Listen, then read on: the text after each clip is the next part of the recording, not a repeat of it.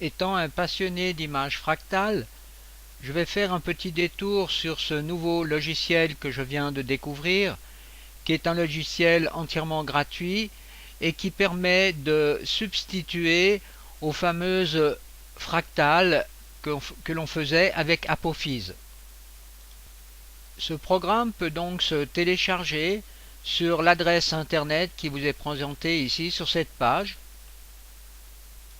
Une fois que vous êtes sur le site internet, vous allez dans la catégorie ici GWildFire et vous pouvez faire ici Download et vous pouvez donc télécharger la dernière version 1.04 qui est du 25/11/13, donc assez récente.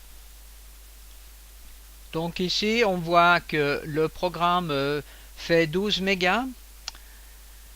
Alors vous pouvez faire enregistrer et sauver ceci dans un répertoire sur votre ordinateur. Ensuite vous avez donc la possibilité donc de décompresser le fichier. Alors vous voyez, vous avez une version Windows et une version Mac, ainsi qu'une version Linux. Avant de continuer, j'aimerais vous présenter ce site aussi, le blog de Gwen, qui est un passionné d'images fractales et qui fait toujours des très bons articles sur les différents logiciels. Alors j'ai découvert ce logiciel à cet endroit. Donc ici vous avez déjà quelques explications en français, donc avec les possibilités donc de ce générateur de fractales. Alors l'avantage de ce logiciel, c'est qu'il a été écrit donc en Java, c'est-à-dire qu'il est multiplateforme. C'est pour ça qu'il peut tourner sur macOS, Linux ou et puis bien sûr Windows. Et ceci sans installation. Alors une fois que vous ouvrez donc votre logiciel en cliquant sur le fichier BAT, eh bien vous avez donc ici une fenêtre avec différentes possibilités. Donc vous pouvez aller sur la page principale du logiciel, et donc sur les forums vous avez des tutoriaux officiels et ensuite aussi des variations donc pour créer des fractales différentes. Alors je commence par faire Enter Software. Alors nous allons créer une première fractale en cliquant sur ce bouton. Donc là on a une fenêtre noire avec les transformations possibles qui se trouvent ici. Je vais donc dans cette première partie, donc sous transformation. Ensuite, eh bien, je crée une première transformation en appuyant sur le bouton Add. Alors le logiciel vient de nous proposer une variation linéaire 3D. Alors je vais dans la zone non linéaire et je change et je choisis un autre type de variation qui est une variation pré-blur ici, et je donne un paramètre à 11 à cet endroit.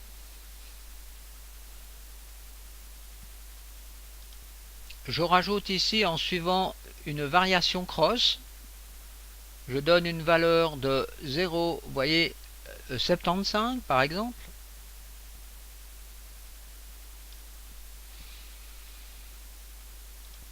Je continue avec une autre variation du type bent 2,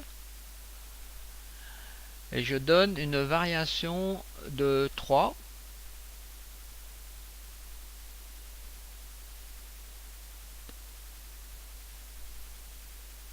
De 0,3. Ensuite je clique sur l'onglet caméra et je peux agir, vous voyez, sur le roll en donnant par exemple une valeur de moins 35,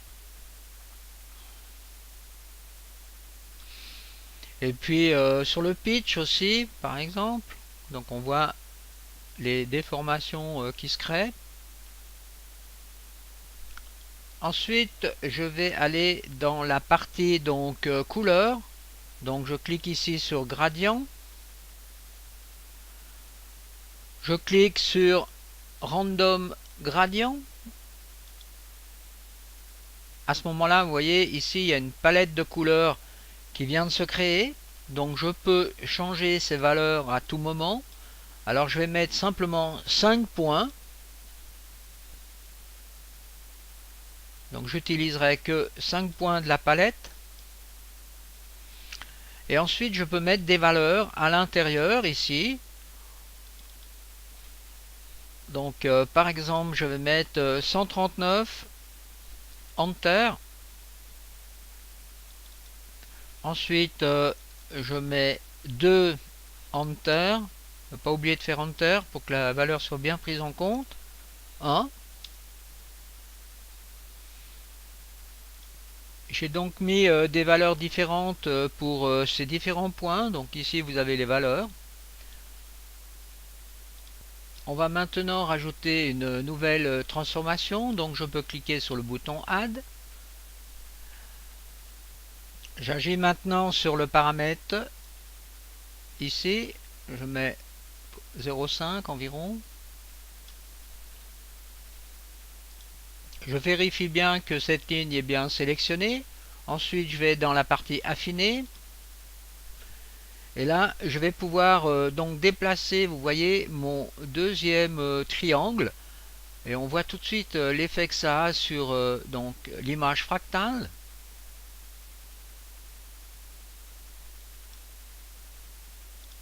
On peut aussi très bien ajuster, vous voyez, dans la partie affine. Alors je vais aux environs de 4.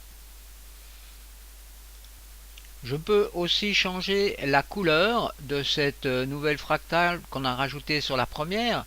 Alors en faisant ici Color. Et je change ici, vous voyez, la couleur.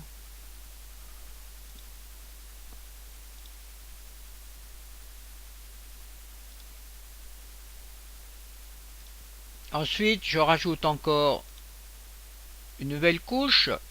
Donc de nouveau un layer donc linéaire. Je donne une valeur de nouveau de 0,5.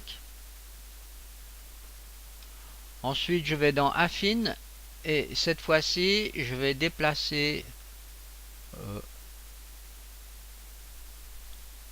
en -4 ici. En somme, ce pourrait être un peu symétrique.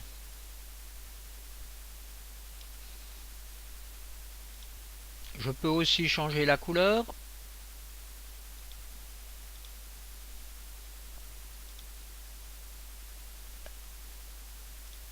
Ensuite, on peut agir par exemple sur le zoom à cet endroit. Vous pouvez aussi agir sur le centrage donc de la fractale en X et en Y. Et vous pouvez à tout moment appuyer sur ce bouton R pour faire un rendu.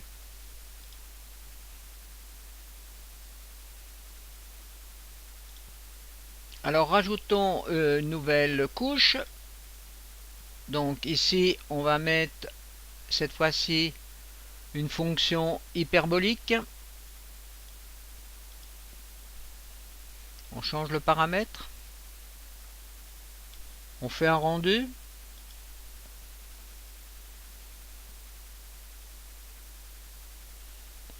Et on commence à obtenir des choses extrêmement intéressantes. Alors il peut être intéressant de faire tourner ces triangles. Alors vous le sélectionnez en sélectionnant ici le layer, j'appelle ça des layers. Et puis vous utilisez l'outil de rotation ici. Et vous voyez, vous pouvez faire tourner donc ce triangle.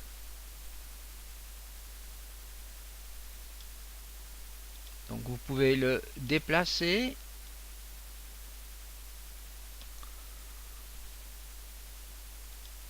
Changer l'échelle.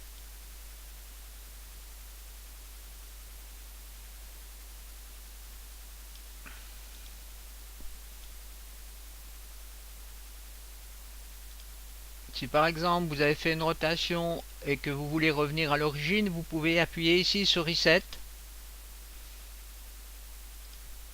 On a encore ici une fonction intéressante. Vous pouvez, vous voyez, déformer votre triangle.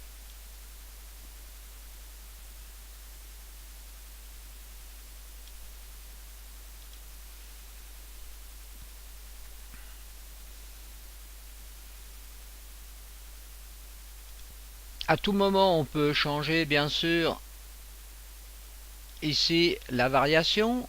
Alors, on va prendre une variation Loni, là.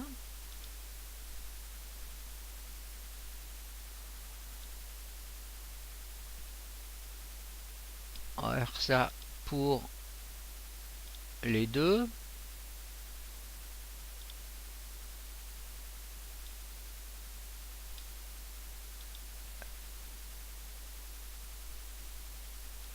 Et pour finir cette petite vidéo d'introduction, on va faire un rendu final. Alors ici, on définit la dimension de l'image finale, donc 1920 par 1080. Là, vous pouvez choisir donc la qualité. Je mets vraiment la plus haute qualité possible. Je clique ensuite sur le bouton Render et j'ai un petit peu de patience et je vais sauver donc cette image dans un répertoire de mon choix. Et voilà l'image que l'on obtient au final.